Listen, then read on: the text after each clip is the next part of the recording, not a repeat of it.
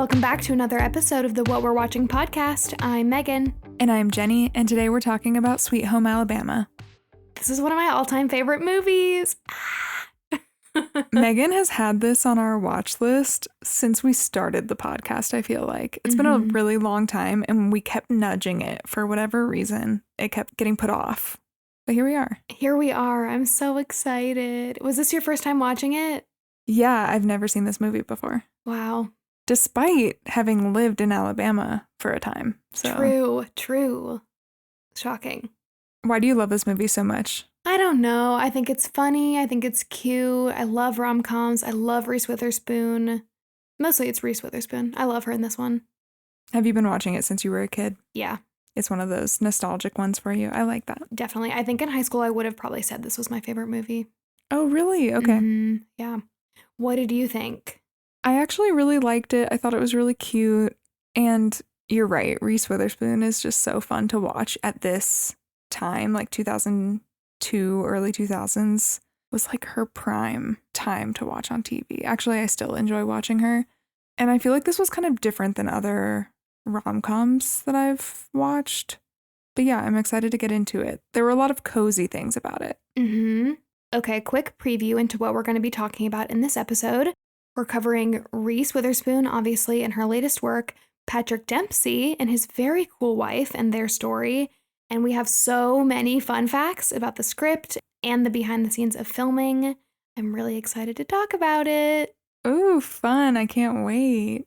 Okay, so the logline for Sweet Home Alabama is a young woman who has reinvented herself as a New York City socialite must return home to Alabama to obtain a divorce from her husband after 7 years of separation.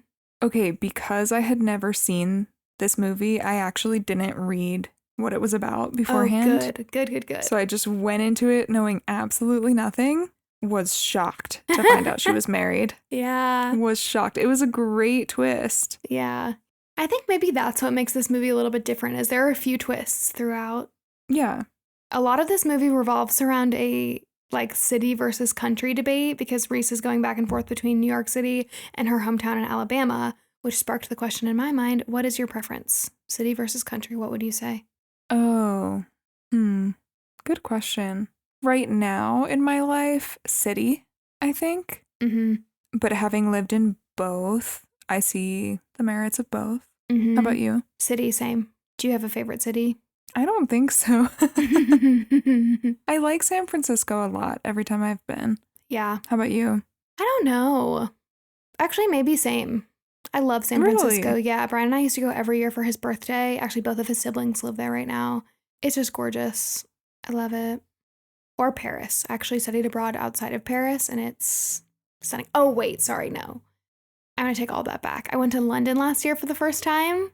Oh. Loved it. It's it was immediately one of my top 3 places I've ever been in my life. So. Oh, I love that. Definitely that. Okay, actually, for whatever reason, when you said, what's your favorite city, I was only thinking of the U.S. I know, me too. I don't know why, but I think my favorite city is Chiang Mai, Thailand. Is that where you lived? Yeah. Wow. So it has a special place in my heart. Understandably. Well, dear listeners, if you're a city person. Oh no, I knew this had to be a scam. I had to sneak it in. If you're a city person, leave us a star rating, preferably a 5-star rating, wherever you're listening to our podcast. And if you're a country person, leave us a written review or a comment on this episode on Spotify.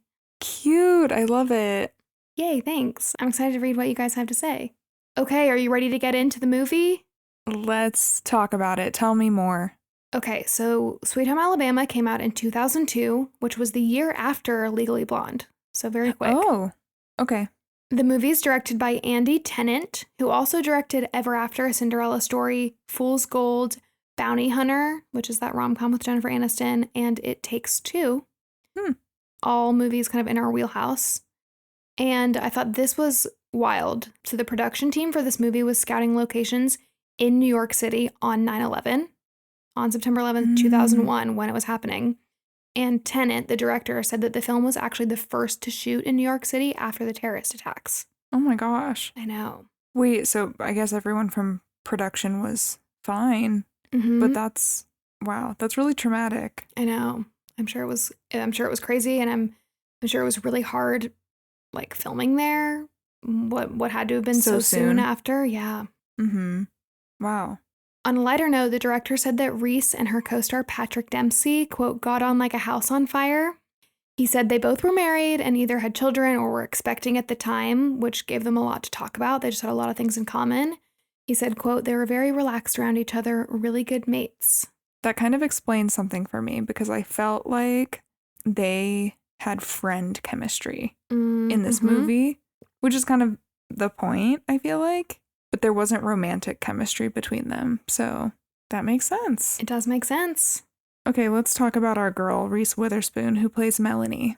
So I thought this was crazy. We were just talking about Legally Blonde, and Reese was actually cast in this film, Sweet Home Alabama, the same weekend that Legally Blonde opened. Oh, wow.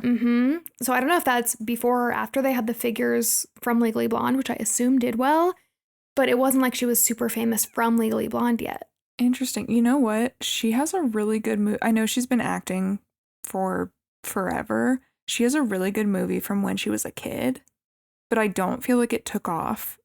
Like she definitely didn't turn into like a Dakota Fanning or anything from it. Right.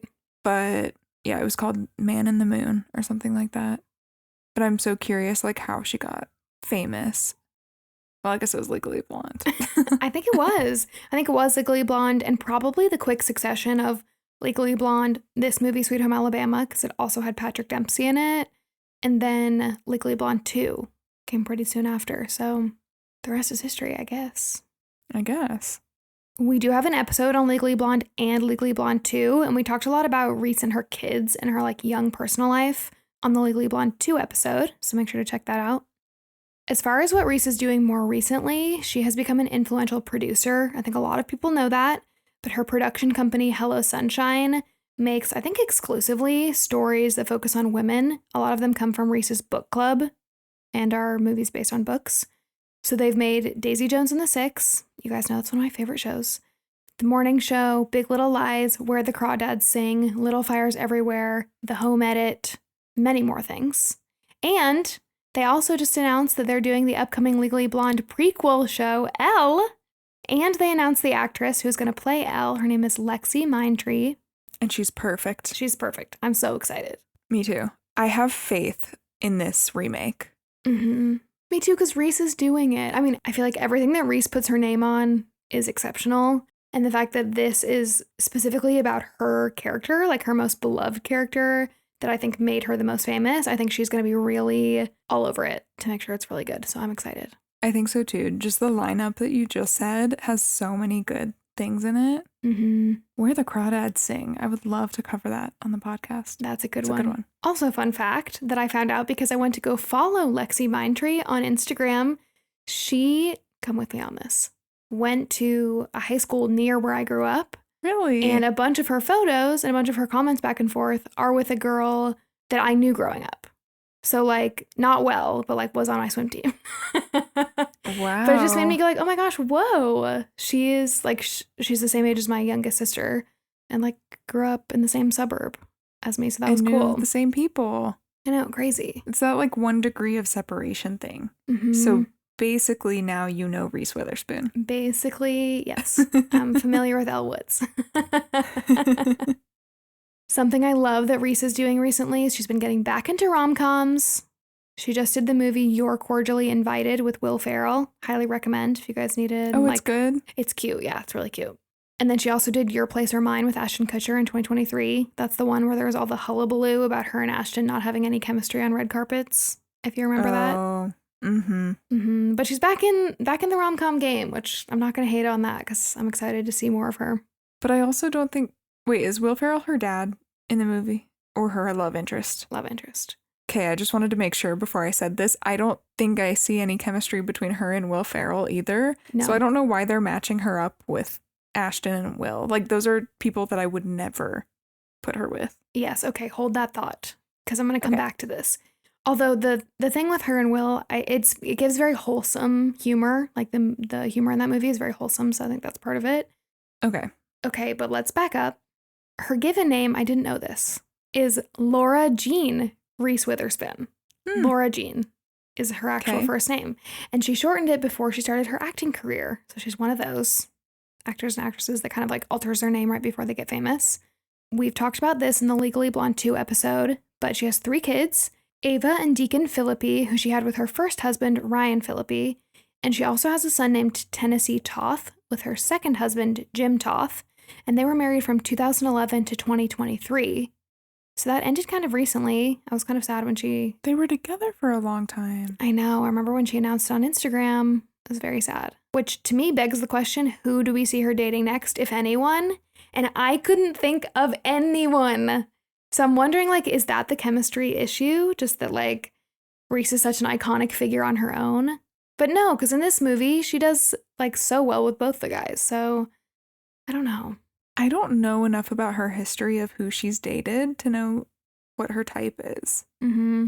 But I'm curious. Maybe she's also like in that stage where she's like, I actually don't care right now. Totally. I could see that. She's just crushing her like empire right now. So Yeah, she's so busy. Mm-hmm. The first person that came to mind for me was John Hamm, but he is already married. Oh wait, but I kind of see that. Could you picture it? Like someone like John Hamm. Mm-hmm. Okay. You guys will have to let us know if you can like picture her with anybody, because I was struggling. I don't know why. Maybe it's because of this movie, but I see her with like a country music star. Oh, I could see that.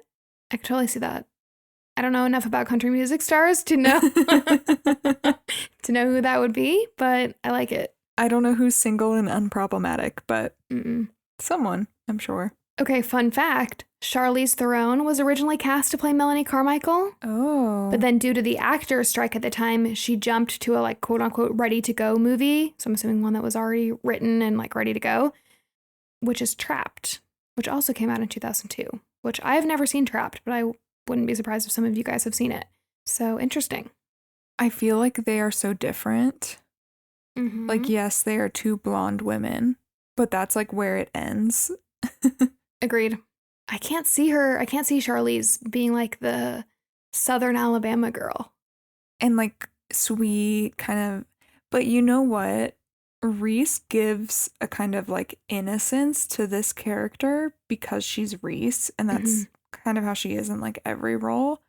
But her character was actually kind of naughty as a kid and rambunctious and rebellious, and so I kind of could see Charlize in that role. Yeah. So I think the movie just would have had different vibes, but it makes sense, I guess. Mm-hmm. Okay, let's talk about Patrick Dempsey, who plays Andrew.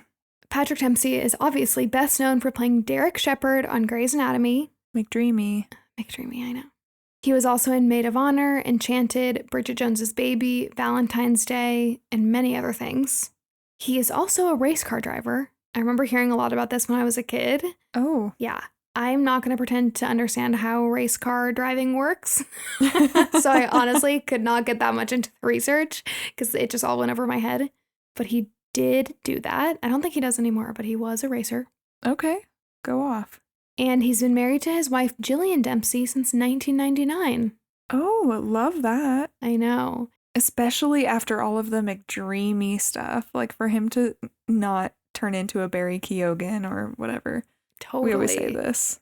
Or Jeremy Allen White, you know. That's what I was thinking, yeah. Ditching the girlfriend. No, they've been married since 1999 and they dated before that, so. Oh my gosh. Props. Love that. Jillian is a celebrity hairstylist, and he was actually one of her clients at her salon that she owned before they started dating. So that's their meet cute. That's like a rom-com in itself. I know. That's cute. Her clients include Kristen Stewart, Kate Winslet, and Emma Roberts. They're like all over her Instagram too, I think. She's adorable. She's like stunning and seems very cool. So definitely look her up on social media. Love that. She also makes hair and makeup products. She actually created a lip gloss for the cast of Charlie's Angels that was used in the movie, and she created some of the hair and makeup products that were used on the Sweet Home Alabama set. So I thought that was cool that she kind of like, she is a celebrity stylist, but she also makes these products that get used in movies. Does she sell them? Is it like her own company or is it just like a hobby? I don't know. I think it is what she does, but I don't think she has a label. I don't think. Okay. I think it's just stuff that she does like for the film industry. Cool. And for celebrities, yeah.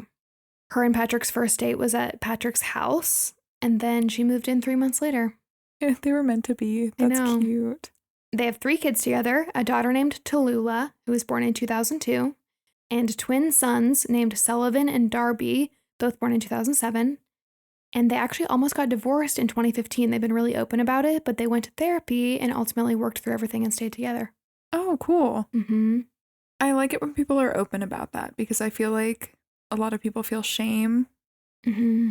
And so they just keep it a secret, but it's good for people to hear stories that are triumphant like that. Like, oh, we went through a rough patch, but now we're on the other side of it because we got help. Totally. Cool. Agreed. Yeah. Okay, next we have Josh Lucas, who plays Jake. Okay, I have mixed feelings about him. You will learn based on what I'm no. about to tell you. Oh, no. Nothing crazy. Nothing crazy. He just seems... Anyway, you'll hear. I'm going to keep talking. Okay, I've never seen him before. Okay. By the way. I don't think a lot of people have. I think this is what I know him from. He is also in Ford v Ferrari, and he is in Yellowstone as the young John Dutton. So if you're a Yellowstone fan, you'll probably recognize him from that. But I think he's most known for Sweet Home Alabama. And I'm also like 99% sure that he is the current voice of Home Depot. What do you mean by that? I didn't actually look this up, but I get Home Depot commercials all the time. I don't know if it's because I live in Atlanta now and Home Depot is based here. And it's always his voice. I like swear he has such a distinct voice. I think it's him. Can we look that up? Yeah. That's hilarious. I should look it up. Let me check. Wait, the fact that you would even recognize his voice is mind-blowing to me because I can't even picture what he sounds like. Aha! Yes, the voice you hear in many Home Depot commercials is that of actor Josh Lucas, and he has been the voice of the brand since 2013. You have a talent. Oh my gosh, thank you. Wow. Good pull. The director of the movie said that Reese and Josh Lucas had completely different approaches to their work. He said, quote, Josh is a very serious guy. He takes it very seriously. Not to say Reese doesn't, but Josh really likes to struggle, plan, and think. And then whenever his performances got too serious, the director would call him Rafe, referring to Rafe Fiennes, who is Lord Voldemort, by the way. And then that would make him lighten up. So you would have to get him to laugh and relax, I guess. Wow. Yeah. I always thought his name was Ralph. Oh, no, it is. Because it's spelled Ralph, but it said Rafe. You blew which my is mind. Mm-hmm. Wow, I've learned so many things in just a few minutes. Okay. I'm just imagining now, Megan, anytime that I take this podcast too seriously, just call me Voldemort. And I'll stop. Something funny is that apparently everybody misremembers this role as being played by Matthew McConaughey. And Reese gave this quote about it a few years ago. She said, all I want to say about Sweet Home Alabama is that it is not Matthew McConaughey. I know a lot of people think it's Matthew, and Matthew always says to me, everybody comes up to me and says, are you in Sweet Home? And I'm not. And I'm like, well, I know. I've done 3 movies with Matthew, but he's not in Sweet Home Alabama. Okay, is it because she did other movies with him that people are mixing it up? Or is it the Mandela effect happening? I don't know. Probably both. Because Josh Lucas looks kind of like Matthew. I get it. If you've seen the movie one time 10 years ago, maybe. And it's a movie about a guy in the South that's sort of rough around the edges. So it would have been a good role for him. He does play that a lot. Yeah. Yeah. But I think it's also because Matthew and Reese have worked together. So I don't know. Okay. That's funny. Uh-huh. Josh Lucas actually said this, quote, the weirdest story I have is I almost got into a fight with a guy because I refused to sign his autograph because he was basically telling me, hey, Matthew McConaughey, I need you to sign this autograph. And I was like, I'm not Matthew McConaughey. So maybe just people think that they look a lot alike. I don't think they look that much alike, but... No, I think it's just the vibe. Yeah, I don't know. Wait, so is that why you have mixed feelings about him? I just feel like both of these quotes he takes it so over the top serious. And that just feels kind of funny to me because I imagine if Reese and Patrick's rapport was just good and they had this very light, friendly relationship. And then you have the brooding actor in the corner of Josh Lucas. Maybe that's not how it was, but that's what I imagine based on these quotes. Yeah, no, I could see that. And that's not how he comes across in the movie at all, as his character. No. I think he's so good in this movie. Me too. Well, speaking of, should we get into the movie? Let's do it. So we open with young 10-year-old Melanie Smooter, who's played by Dakota Fanning, and a young Jake Perry on an Alabama beach during a thunderstorm. And they're running around like little kids do.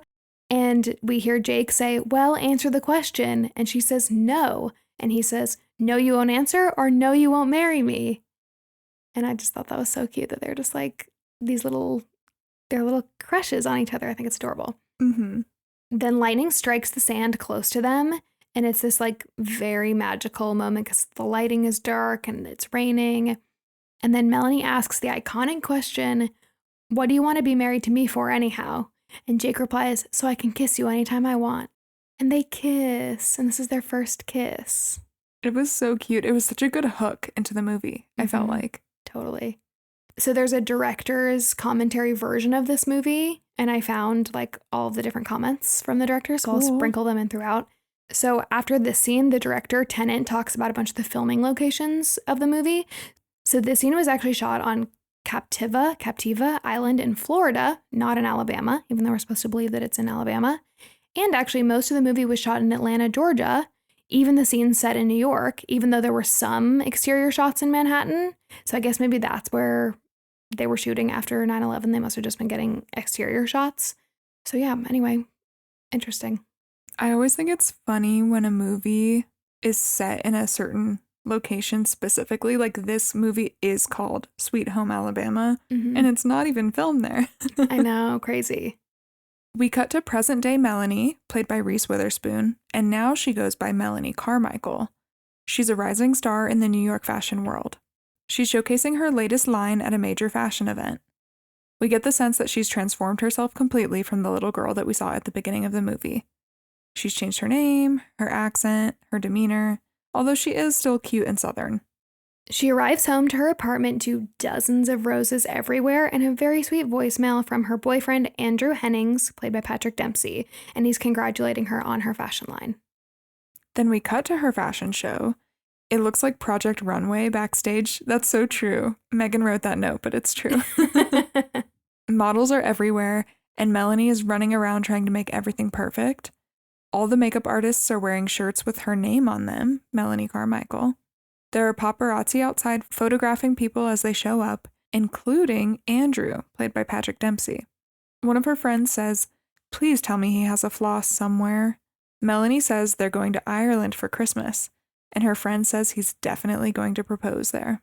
We see for like a split second that this throws Melanie off, where she's just sort of like, haha, what? But then it's so like hustle and bustle that we don't get to spend a lot of time on it. And the fashion show is amazing. After it's over, everyone is celebrating with drinks, and Melanie and Andrew hug, and he reminds her that they have to go to a fundraiser later that night for his mom, who is the mayor of New York City. And so then we sort of jump forward in time a little bit, and we see her on the way to the fundraiser, and she's all dressed up, and it's definitely later on. And the driver takes her to a random building on the way where she's supposed to meet Andrew. And Andrew walks her into this dark room. She doesn't know where they are. And then all of the lights turn on, and they're in Tiffany's. And he proposes, and she immediately says, are you sure? It's only been 8 months. Which just made me laugh. That's a bad sign. Yeah. That's how you know. It's a bad first reaction. But she says yes, and he tells her to pick any ring. Now, this is a fun fact. So this proposal in Tiffany & Co. was shot in the actual store. So I guess this part was filmed in New York City. And so all of the Tiffany staff and armed guards were all there, while most of the crew had to wait outside because there weren't enough places for them to hide in the shots because the shop wasn't big enough. That makes sense.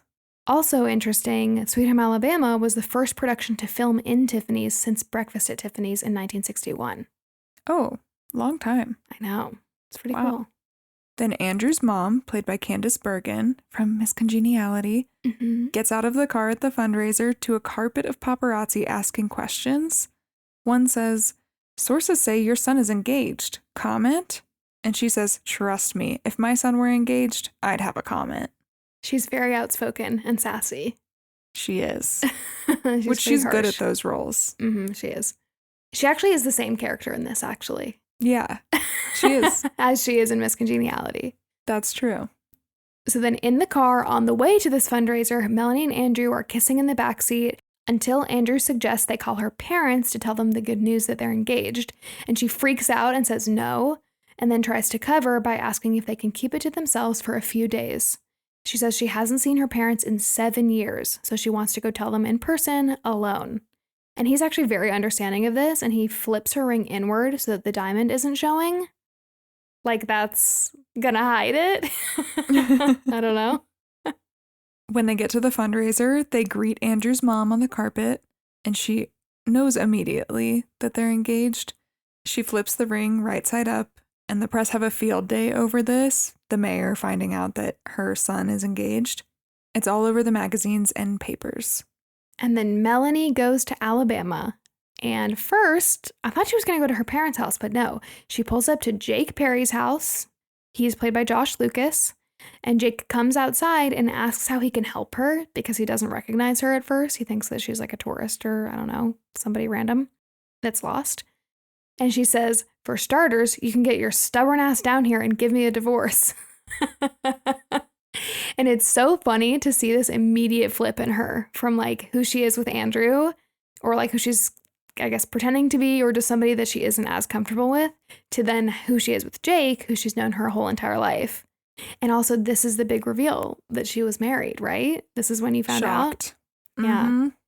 And so Jake and Melanie argue, and he says that once she talks to her parents, he'll consider talking to her. And he locks her out of the house and goes inside and starts drinking a beer, only to find her in the kitchen because she knows where the spare key is. And he still won't sign the papers. We also find out that she's been sending them to him over the last few years. He won't sign them, so that's why she felt like she needed to go in person. I will say, Brian and I were watching this together, and he was like, this can't be right. Like, if one person wants a divorce, can you actually not get a divorce unless the other person signs? And I didn't know this, but I looked it up, and you can still get a divorce even if the other person won't sign the papers. It's called a contested divorce. She actually mentions it later in the movie, but you have to go to court. So I think it takes a lot longer. So I think the fact that, like, she is suddenly engaged and probably wasn't expecting that, definitely wasn't expecting that, I would say. And they're talking about getting married in the next few months. I think it, like, throws the timing off where she really needs him to sign. That makes sense. Then we cut back to Andrew's mom, the mayor, who is reading a profile in a magazine on Melanie.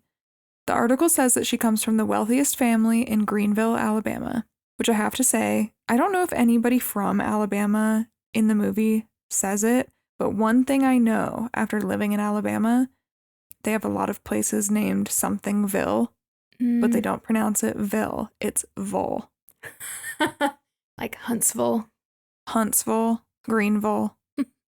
Anyway, that was the most unrealistic thing of the movie is I did not hear one Greenville. So anyway, she comes from the wealthiest family in Greenville, Alabama, and the mayor calls Andrew to warn him and say the press will dig up any of Melanie's skeletons, so they need to know about all of them. And then back at Jake's house, we see that he called the town sheriff, who Melanie is at first scared of. We find out that she has a nickname, Felony Melanie, because she was rebellious as a child. We hear a bunch of stories throughout the movie of her breaking the law. And so she's freaked out that the sheriff is there. But then it ends up being their childhood friend, Wade. And he reassures her that she didn't commit a crime because they're still married, so it's still her house too. But then as he's leaving, Jake says that Melanie is the one that dumped his mom's tractor in the fish pond. And we cut immediately to her mugshot. Hilarious. Yeah. Melanie's parents, Pearl and Earl, played by Mary Kay Place and Fred Ward, are at home and their phone rings. They're so excited to talk to her and that she's in town. We cut to her dad picking her up from jail, and she tells her dad that she met someone and that she's happy.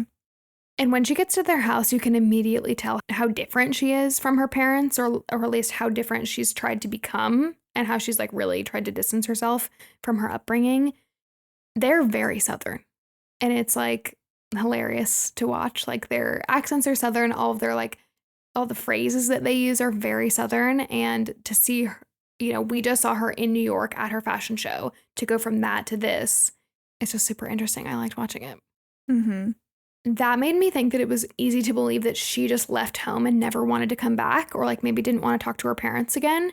But we find out in their conversation that she actually sent them plane tickets to come visit her last year for Christmas, but they never did. And she says she's confused because they visit every battlefield in the United States, but they've never visited her. And so they argue back and forth. And then she gets all like flustered and says that she actually made something of herself and that someone loves her. And then she shows them her new engagement ring. Andrew and his mom talk at breakfast the next day and argue about when he and Melanie are getting married. She keeps calling Melanie some girl, and we can tell she doesn't think Melanie is good enough for Andrew. Back in Alabama, Melanie goes into town and she gets catcalled by Bobby Ray, who is her friend from high school. Bobby Ray is played by Ethan Embry. He's also from Grace and Frankie. He's so cute. Yeah, he is. I love him. I don't know anything about him except for seeing him in this movie. I don't either, but he's so endearing. I love his character. So he catcalls her to try to get her attention. And, she does the whole thing where she turns around and she's like, listen, and then realizes it's him. And they catch up before Melanie heads into the bank. And then at the bank, Melanie is going to withdraw money from her own account, but realizes she still has access to her joint account from Jake. And she withdraws all of the money. So spiteful. Yeah. Jake gets home that night and Melanie is at his house. She's replaced all of his stuff with like girly things and she's made them dinner. She's gotten groceries. There's new appliances, tablecloths, everything. He says, do whatever you want with your money. She says, you mean our money. He freaks out and she says if he signs the divorce papers, she'll put it all back in the account. As he sits down, this kind of sad music starts playing, and he says, no one finds their soulmate at 10 years old. I mean, where's the fun in that, right? Sad. I know, it turns very quickly in this moment, and, like, it just feels so relatable, almost, or something. Like, you can tell they have so much history that they can be, like, mad, but then still be, like, you can tell they just care about each other, Yeah. During this conversation, Melanie makes a comment about the glass on his mantle. There's this like cool glass figure. And we learn that when lightning hits sand, it makes this cool design. And this one is from the night they first kissed when they were 10, which is the same scene we saw at the beginning of the movie. And then in the middle of this like tender moment between them, Jake says that he has a hot date, so he has to go, and he can't actually sign the papers tonight. Wow. Also, I didn't know that happened with sand and lightning. No, me either. Is that true? I guess. Melanie is frustrated, obviously, and goes to the bar. Her mother-in-law, who is Jake's mom, played by Jean Smart, a very young Jean Smart, works at the bar. AKA Deborah from Hacks. For all you Hacks fans. Hacks. We can tell that they have a great relationship, and Jake's mom really loves her. Also, everyone is at this bar. There's Jake, his date, and all of their friends from high school. Melanie gets super drunk and tells the whole bar that Jake got her pregnant in high school and Bobby Ray is gay. Jake drags her out of the bar and takes her back to her parents' house, and she's very sick. At the beginning of the scene where Melanie just has her like downfall where she gets super drunk and starts making everybody mad, she orders a martini and you see her eat the olives. And in the director's commentary for the movie, he said that Reese Witherspoon hated olives so much that she needed a spit bucket for whenever they called cut. And so he decided to torture her by shooting about 15 takes to force her to eat as many olives as possible and would just roll longer and longer on each take. Rude. That's my nightmare. I hate olives. Really? Okay, Yeah. That's funny. You're like Reese. As a side note, several times so far throughout the movie, we've heard people try to tell Melanie that Jake is up to something cool or that Jake is like pursuing something big or, we've just heard people try to talk Jake up and she always cuts them off and says that she doesn't want to hear it because she takes it as people trying to convince her to stay with Jake. And that comes up later. This reminds me of when I was in high school and I had a crush on Robert, but he was dating someone else and I was mad at him for that. And my mom, maybe I was in college at this point, my mom saw on Facebook, someone tagged him in a photo, and she called me and she was like, Robert looks so cute. He got a haircut. And I was like, Mom. And I got so mad at her for saying that. Don't say nice things about Robert. He's dating someone else. He has a different girlfriend that's not me. And my mom still likes to bring that up to me. She repeats that Aw. story. That's so cute. You guys do have a great story. You'll have to tell the full story of you and Robert maybe after your wedding or something when you give Oh, that would us be fun. the deets. Maybe we can have Robert on too to break down the wedding. That would be so fun. Yeah. Also, in this Friends scene, I just have to shout out Melanie Linsky, who plays one of the friends from high school who's a mom now. It was so funny to see her with a thick Southern accent because I think she's English, I think. Is she? But she always plays Americans, yeah. Oh, that's funny. I didn't realize that. And for those of you who need a reminder on who she is in The Last of Us and she's in Yellow Jackets. And she just has this very sweet face and sweet voice, but she always plays these characters with an edge. So it's kind of an interesting juxtaposition. I love seeing her on the screen. And it was fun to see her in this, even though she had kind of a smaller role. Brian is a big Yellow Jackets fan, and he also freaked out when she came up. He was like, oh my gosh, because it's also the same scene that Jean Smart comes on screen, and he was just like, everybody is in this. It's the same thing I thought too. Every time I saw somebody, I was like, wait a second, Miss Congeniality, hacks, Yellow Jackets. Anyway, back to the movie. Melanie wakes up the next morning to signed divorce papers. He finally did it. She comes out of her room to find her dad dressed up for a Civil War reenactment, and Melanie says, people need a passport to come down here. Something interesting about this movie that I don't think would be in the movie if it were made today is the amount of references to the Confederacy. Yeah. Yeah. Did not age great. Didn't love it. Although they do a good job, I think, poking fun at it, at least. Like Melanie saying you need a passport to come down here because you can tell that she doesn't align with her parents' political views, maybe. Or like consider the Civil War and the Confederate part of the Civil War to be like vital history to the town, which you can tell that's how a lot of the people that live there feel.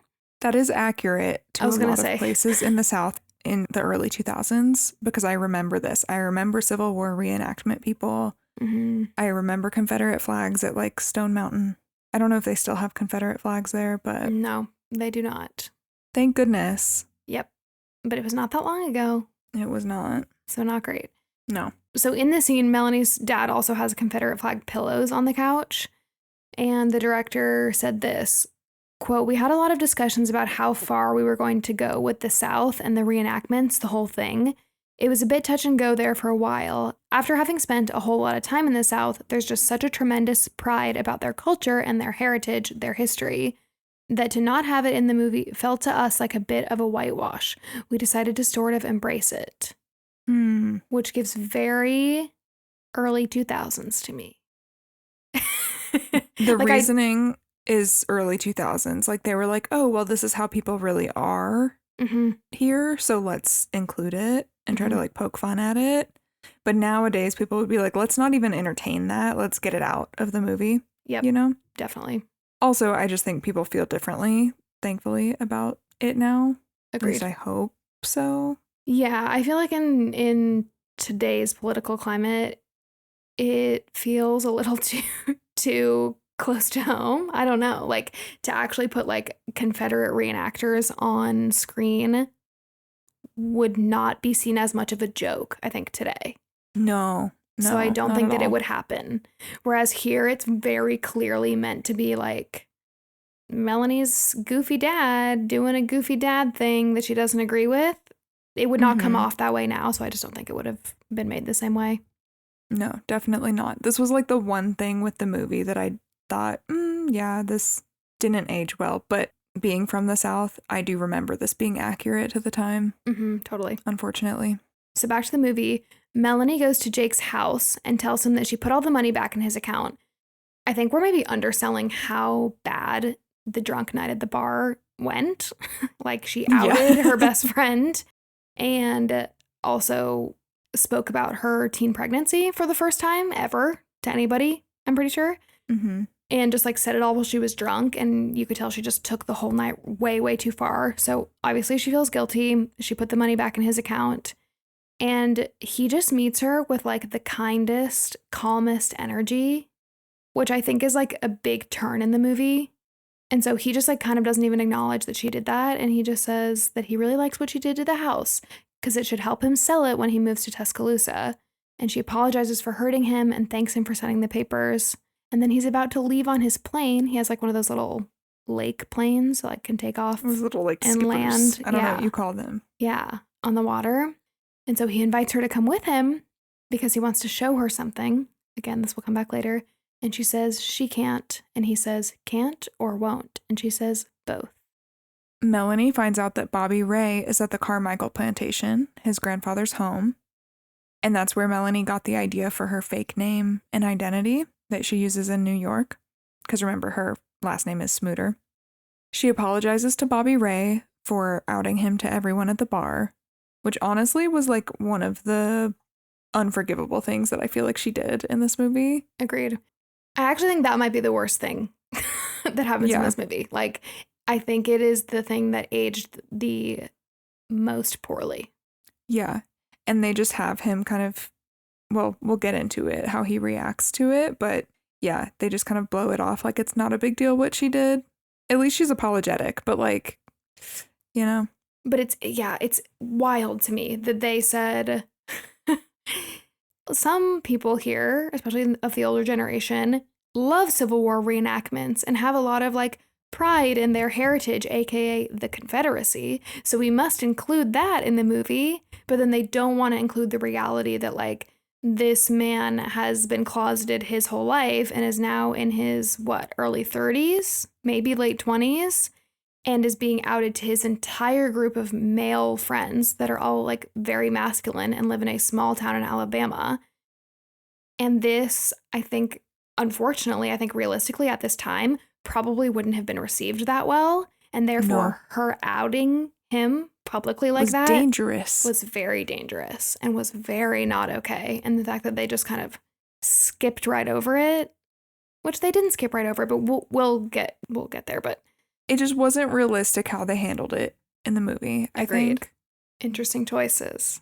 Interesting choices, yeah. And I think they were trying to make the movie diverse here, maybe. Mm-hmm. But like, yeah, we'll talk about it. So she apologizes to Bobby Ray. And we can tell that he doesn't really forgive her fully. As she's leaving, she's met by a reporter. I say that in quotation marks because that reporter is actually the mayor's assistant posing as a New York Post reporter to find out more information about her. She reluctantly gives him a tour of the Carmichael plantation because they think she's a Carmichael. And she dodges all of the employees. Bobby Ray finds them and plays along with it and says that he's her cousin. And then he gives them the actual tour, which honestly, I love Bobby Ray for doing this. Like, he's mad at her. She honestly could have just ruined his entire social life or just life in general. Yet he sees what's going on and he's like, oh yeah, I'm her cousin. Let me show you around the house. I think they're trying to show us that like they're childhood best friends and like they have the relationship where they fight like siblings, but they can just like get over it because she needs him.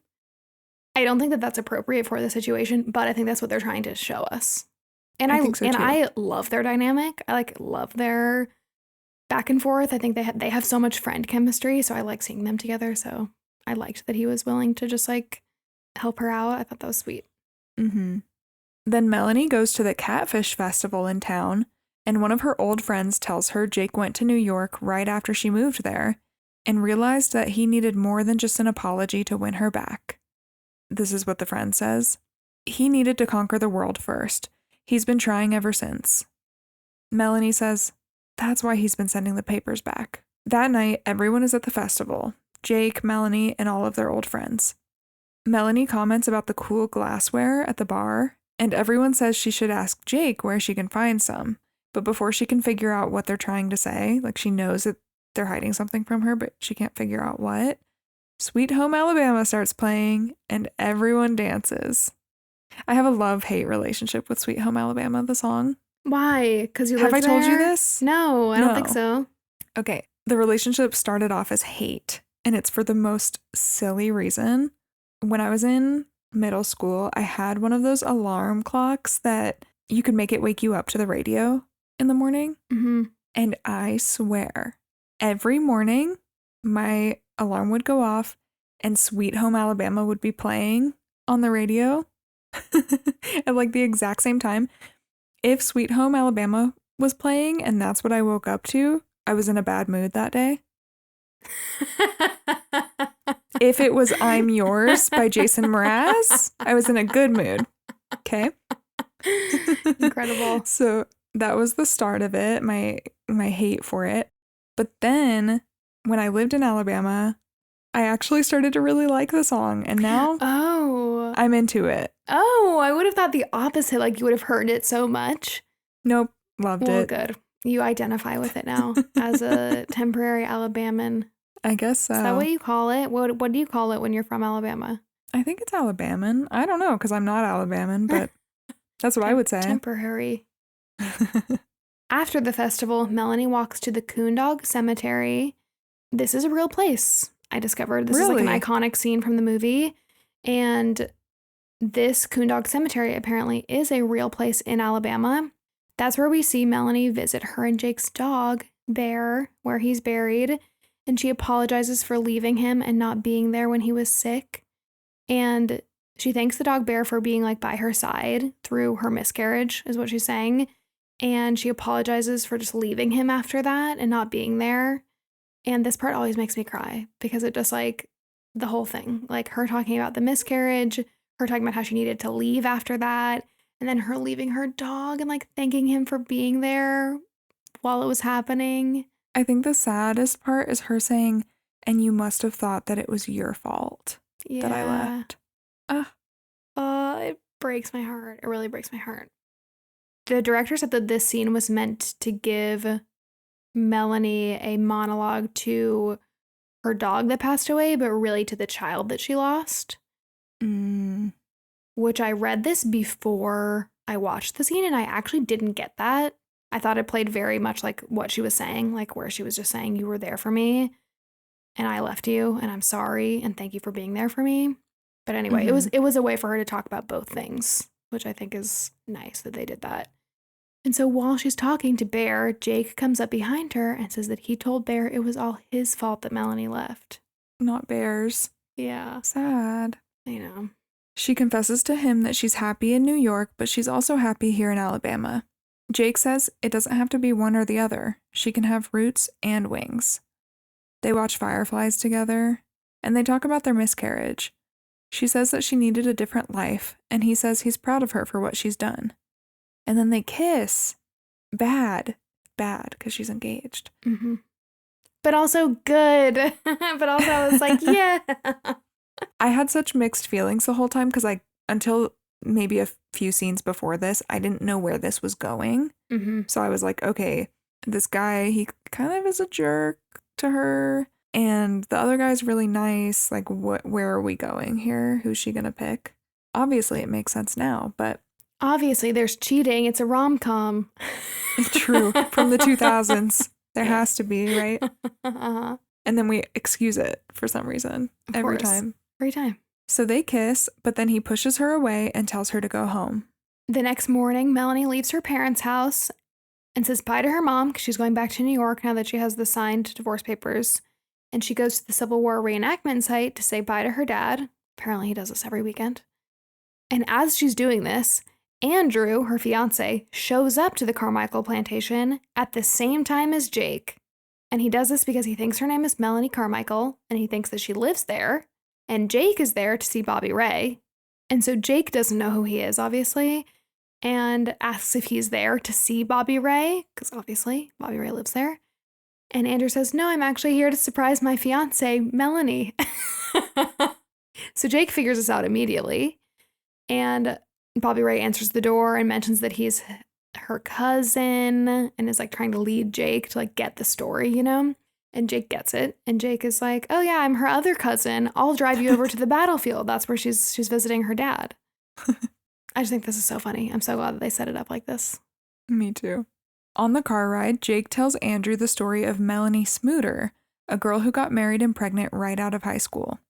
Also, let's not forget, a girl who, when she was 12, strapped dynamite to a cat? Yeah. to try and put it out of its misery because it had cancer. Mm-hmm. And then the cat Sad. ran into the bank and blew up the bank with the dynamite. And then Melanie got in trouble, right? Yes, that's why she's called Felony Melanie. Yeah. It was messed up, but then they're like, but rumor has it that the cat is still alive and has like a fried tail or something like that. When they get to the battlefield, Melanie confesses that Jake is her husband, which Andrew is like, whoa. You're married to your cousin? Yeah. And she came to Alabama to finalize her divorce. Her dad introduces himself as Earl Smooter to Andrew. So Andrew realizes that she is Melanie Smooter. And he gets mad at her for lying and he leaves. Back at home, Melanie has just kind of like given up, and you can tell she's just in like healing mode because she thinks Andrew's leaving her. And so she starts helping her mom in the kitchen. And then Andrew walks in with her dad. Her dad found him walking on the side of the highway and picked him up. And Andrew apologizes to her and says that he still wants to marry her if she'll have him. And they have this very sweet conversation with Melanie and her parents and Andrew, where Melanie is just like, this is my house, and they're in a trailer. And she says, like, this is my mama. She makes the best jam in 3 counties. And this is my daddy. You met him. And you just like, she's just being honest. And you like see her do it for the first time. And you can tell it makes her feel so vulnerable. And I love this part. I think it's sweet. Yeah, credit to Andrew where it's due. He's like, I don't care. Now you're telling me who you are. I'm understanding of that. I still want to be with you and I still like you for who you are. So that's good. Andrew is the best guy. Like the He's best so guy. Nice. Yeah. It's like the guy in You've Got Mail. No, not You've Got Mail. What's the other? Sleepless in Seattle. Yes. Where it's like there's nothing wrong with him, but he's just not the guy. Yeah, exactly. You know? Exactly. And so they all have this very sweet conversation. And Melanie says that she actually wants to get married to Andrew in her hometown in Alabama. And Andrew agrees. And this is where Brian said, the movie's over, right? They're getting married. Brian was like, he did it. He came back. He's the best guy. This has to be happening. Oh, Brian. If only. If only. Then we see a montage of Melanie trying to call Jake and wedding planning from New York. So she's like wedding planning, but she also just like keeps trying to call Jake, which is a red flag. And he ends up unplugging his phone to not hear from her anymore. Melanie and her friends fly to Alabama for the wedding, and they stop at a place called Deep South Glass. It's the glass brand that she admired at the Catfish Festival, the beer glass that she liked. So she really wants to go inside. They start to go into the shop, and then she sees that parked behind the shop is Jake's plane. And now she knows that it's his glass shop.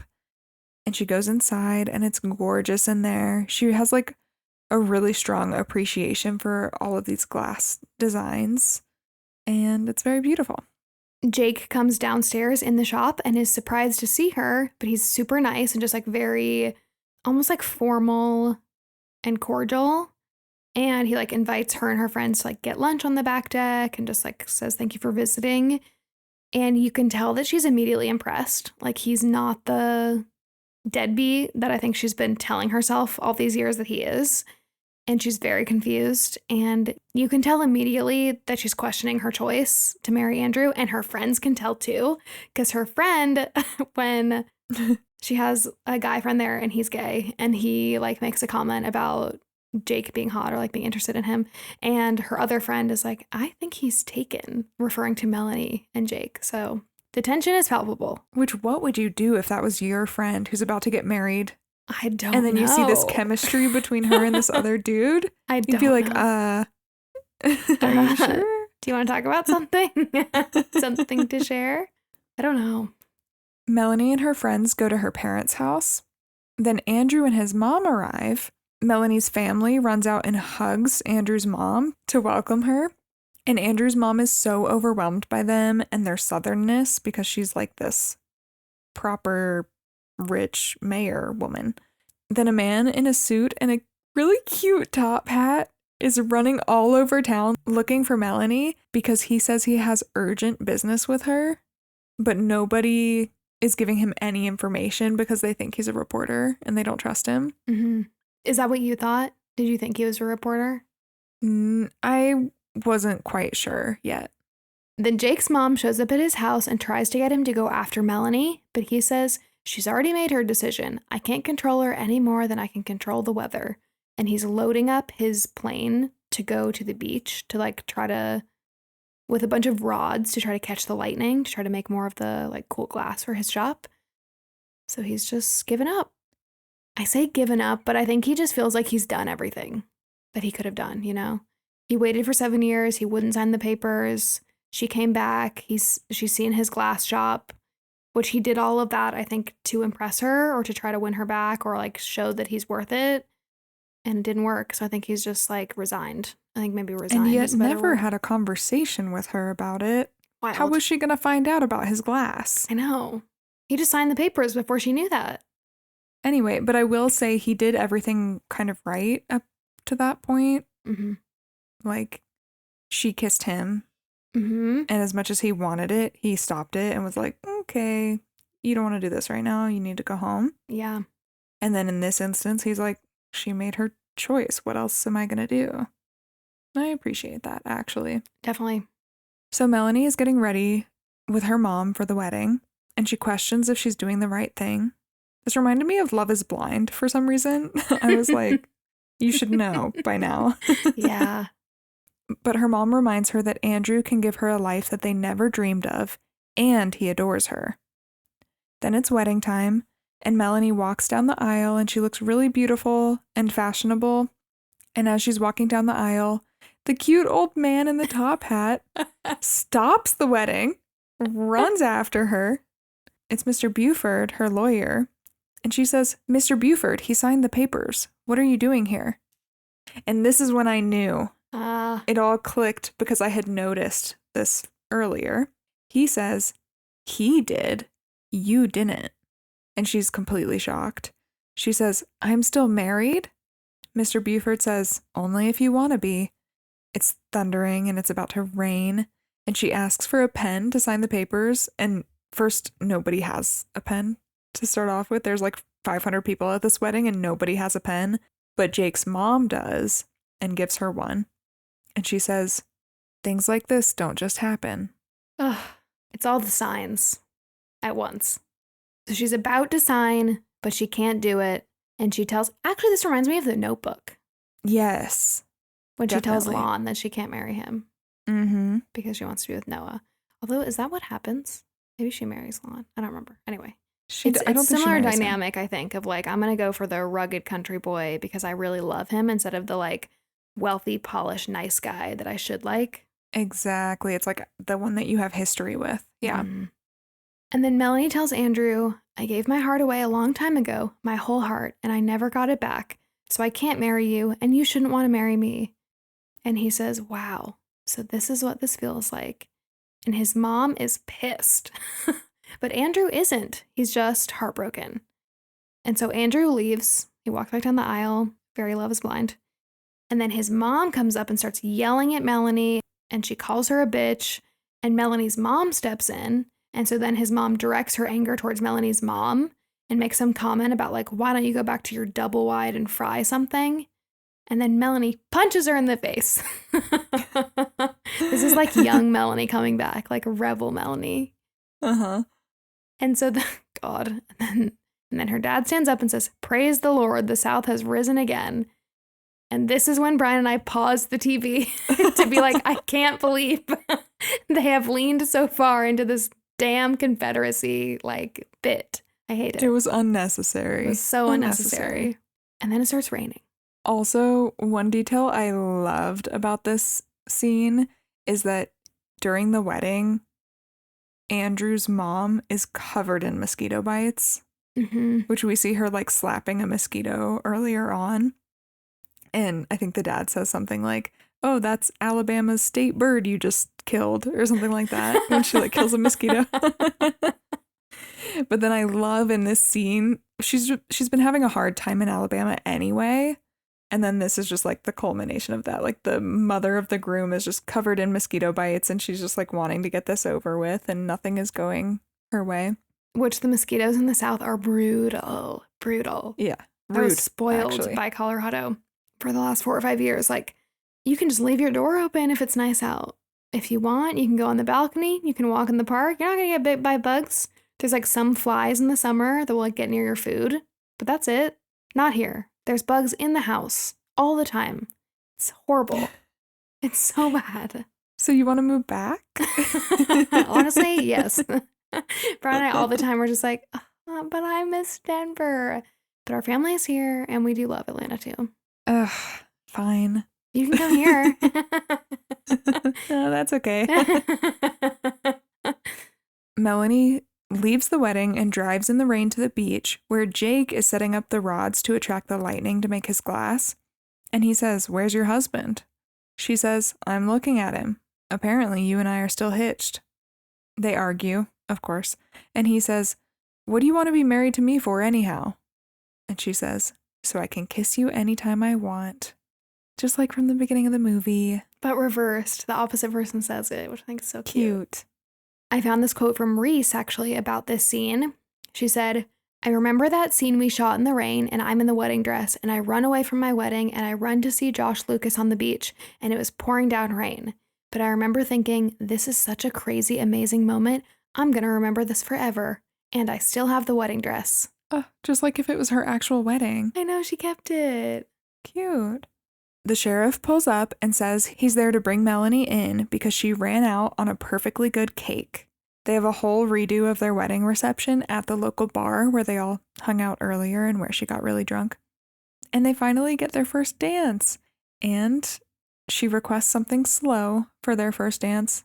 By the way, I guess they didn't have a first dance at their first wedding because he was drunk, which I think is a whole other maybe toxic storyline that they kind of skipped over in this movie.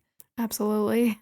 I need to know more about this and if I should be allowing her to marry him, you know? I know. But anyway, Melanie asks for a slow song to be their first dance, and they choose Sweet Home Alabama for them. Not a slow song. No, it's not. But it works out. Yeah, it was very cute. Apparently, the production team always wanted to end the movie with the song Sweet Home Alabama, which is why they did this here. But then they said that they also wanted a female singer's rendition, so they hired Jewel to perform it over the credits where they're showing a montage of Jake and Melanie's married life. Oh, cute. Isn't that cute? I like that. And yeah, we do see a really cute montage. The movie ends, there are the credits, and then there are all these pictures of where everyone is now. And Melanie and Jake have a daughter together, which is so full circle after their original storyline with the miscarriage. So I thought it was very sweet. Very sweet. And that's the end. Yay. Yay. So there have been talks about a sequel to this movie, of course.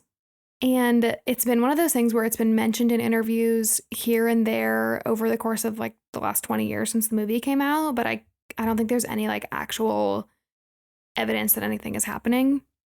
Josh Lucas actually said this in 2021. He said, "Look, I would love to do the sequel. The issue is Reese has got a book club." I'm saying that like laughingly, but I've heard like, oh, you can talk to her about stuff 5 years from now. You know, she's a mogul.